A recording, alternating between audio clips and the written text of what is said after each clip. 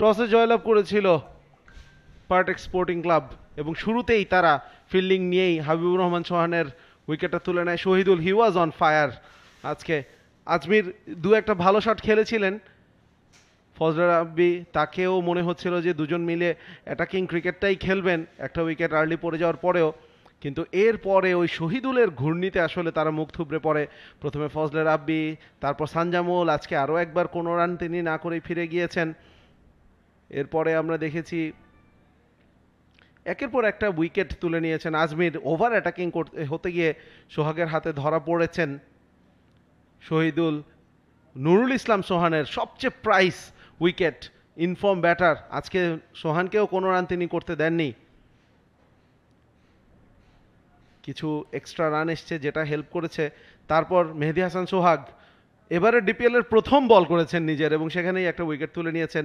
ইয়াসির আলী রাব্বি এসে লেগ স্পিনারদেরকে একটু অ্যাটাক করেছেন, যেটা তিনি গতদিনও করেছিলেন চায়নাম্যান সান্দিদকে, এবং সেটা দেখেই কিন্তু আহারার আমিন একটুখানি ঘাবড়ে গিয়ে লেগ স্পিনারদেরকে অফ করে দেন। কিছুটা লাকিও ছিলেন এবং আস্তে আস্তে ওই যে 2 ওভারের কাউন্টার অ্যাটাক সেটা থেকেই কিন্তু কাজে লাগিয়ে এরপর দুজন আস্তে আস্তে জুটিটাকে সামনের দিকে এগিয়ে নিয়ে যান। উইকেটের চারপাশে দুর্দান্ত কিছু শটস খেলেছেন, বিশেষ করে ইয়াসির আলী চৌধুরী রাব্বির কথা বলতে হবে। যতক্ষণ উইকেটে ছিলেন ডমিনেট করেছেন শর্ট বলে।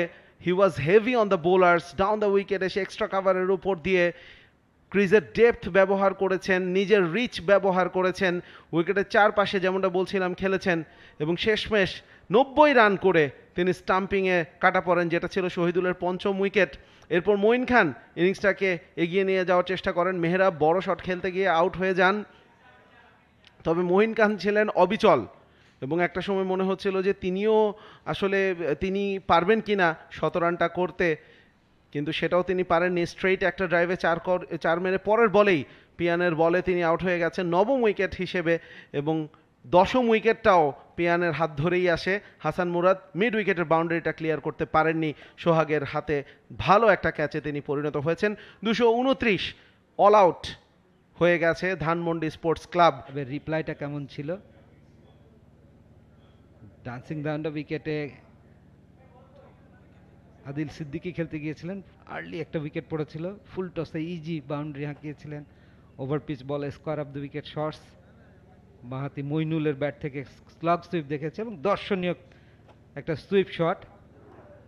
এরপরেই মঈন খানের দর্শনীয় ক্যাচ, প্রথম উইকেট ছিল সানজামুলের, এটা ডেঞ্জার ম্যানকে ফিরিয়ে দিয়েছিলেন এবং স্লিপে অসাধারণ catch, bat and pad, then out. Yasin Muntasir out হয়েছিলেন। লেট কাটে সুন্দর একটা boundary, chip shot, soft dismissal, ভালো ক্যাচ ধরেছেন ফিল্ডার। সাব্বির রহমান রুমান বেশ কিছু দর্শনীয় ছক্কার স্কোরিং শটস খেলেছেন। পুয়ার ডেলিভারিতে সবাইকে ফাঁকি দিয়ে বেরিয়ে গিয়েছিল বলটা, ফুল টস জাস্ট গাইড করে দিয়েছিলেন পেছন দিয়ে। আহরার আমিন পিয়ান আনবিটেন 85 রানের ইনিংস তিনি উপহার দেন।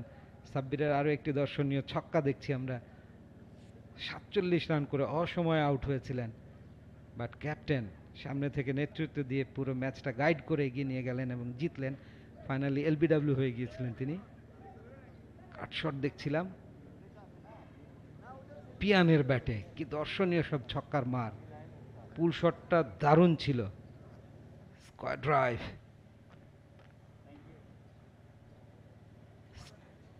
কাট বিহাইন্ড হয়েছিলেন ওখানে জয়রাজ। এলবিডব্লিউটা প্লাম ছিল, সিদ্ধান্ত আসার আগেই সেলিব্রেট করেছিলেন সানজামুল। 5 ছিল 7, এফোর্টলেস আড়াআড়ি ব্যাটে স্ট্রেট খেলেছিলেন আমিন। মুক্তার আলীর গুরুত্বপূর্ণ 30 রান মাত্র 31 বল থেকে, সময়োচিত ইনিংস, যোগ্য সহায়তা দিয়েছিলেন ক্যাপ্টেনকে। সফট ডিসমিসাল মুক্তার আলীর। ফজলে মাহমুদ রাব্বি উইকেট পেয়েছিলেন এবং উইনিং স্ট্রোক আহরার আমিন পিয়ানের হাত থেকে, ব্যাট থেকে 2 উইকেটের জয় 12 বল হাতে রেখে পার্টেক্স স্পোর্টিং ক্লাব সিজনের তৃতীয় জয় পেল। For more updates, subscribe to our YouTube channel and click on the bell icon. Follow us on Facebook and Instagram. Download T-Sports app to enjoy exciting games and highlights. Visit tsports.com.